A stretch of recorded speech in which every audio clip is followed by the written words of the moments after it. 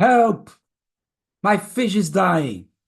Yes, I received quite often this question that for help. Fish are hanging at the surface. What shall I do? What's happening? Or my discus. Look how bad it looks. What shall I do? Did your fish die also? Did you make errors, mistakes when treating your fish? Well, I hope I can help you with this video to explain what might have gone wrong. Because fish can suffer, yes, they can get sick. But look at this goldfish. Do you know what the cause of this problem is with the fish? Does it have a disease or might have had toxic poisoning of ammonia? That's what happened here. Did you make also these mistakes with treatments? That means not a correct diagnosis. You did not know which disease is damaging the fish. Yes, well, you might not know. You might guess about the disease. And then there is a risk of applying a wrong treatment. Or you are overdosing the medicine. Or you're treating much too long. Or you did not apply enough medication or too short period. Or you did not read the leaflet, not checking how to administer the medicine. Did you overlook the real cause? Are you treating the fish while the stress, the water quality, the food quality, the dirty filter, etc. is still not solved? Well, I tried to explain that in my books with details about all the different causes and how to apply correctly treatments with what dosages and time, how to treat. Because wrong diagnosis is easily done. Yes, because you think these are white spots. No, they are little worm infections. You think this is fungus on this Ramirezi? No, this is a parasitic infection. Do you think this is ick? No, this is a viral infection, lymphocystis. Do you think this is a bacterial infection on this marine fish? No, it is a parasitic infection. Yes, we can make really wrong diagnosis, like on discus. The excrements are white strings hanging out here on this discus, and everybody thinks, well, this is Paranucleus hexameta.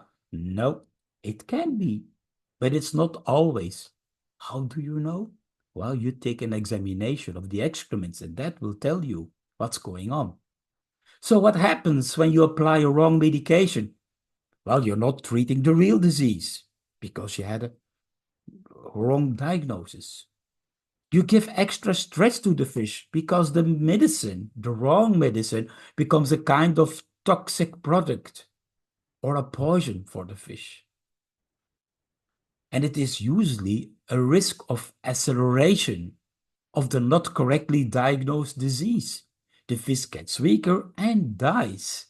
And the hobbyists usually claim that the medication is bad because it killed the fish.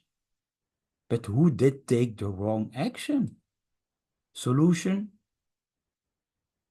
Well, this is obvious. Do a correct diagnosis. Wrong diagnosis, yes, but wrong dosage, wrong application, not following the instructions of the leaflet. Some people use double or triple dose. It's very common in the discus world and think it will be working much better or faster. It is the contrary. The medication will not be effective.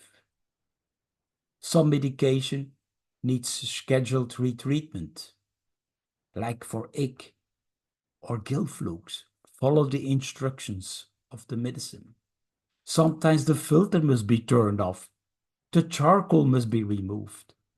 Solution? Well, read the brochure, read the leaflet of the medicine, follow the user instructions, the prescription. So simple as that. Or did you maybe overlook simple solutions? Did you test and check the water quality? And your fish were starting to behave badly or getting sick? Did you check the condition of your filter? Did you do a proper water change recently? Is there maybe aggression or overcrowding? Did you give bad or contaminated fish food? Did you overfeed the fish, causing obesitas and weakening the fish? Is the food still in good quality? Is it not expired? Or did it become wet or full of bacteria or even fungus? Maybe you have other experience you can share. So check before treatment and handle correctly, because not solving the origin of the problem will give a bad impact on your treatments. Like here, the stress on this fish by an excessive water flow is causing fin damage. So just putting in a medication against fin rot will not help, but you didn't solve the excessive water flow. Stress and damage on these marine fish because there are too many mixes, overcrowding, not proper feeding. That will cause weakening the fish, gives risk of diseases, of course, so simple as that. So as you know, the factors of causing disease is that a fish has an immune system. He can defend himself. But when the food is bad, the water is bad, the stress is terrible, and there are pathogens, always a risk that pathogens are available. At that moment, the fish immune system can collapse and the pathogens can become or create an infection. So try to look for the real cause instead of posting something on the wall or on social media. Help, my fish are dying. I lost my dog. Where is my dog? So always ask yourself, did I make a good examination of the fish, of the water, of the food? Did I read instructions of the medication, etc.?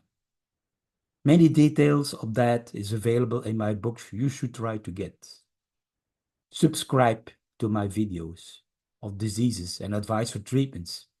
But first of all, try to perform a correct diagnosis. So I hoped this teach you a little lesson. What can happen? What you can learn when your fish die. And you can learn for your wrong actions, from your mistakes. Yes, we are human, we can make mistakes, but learn from it. And I hope this video also teach you a lesson. Thank you for watching.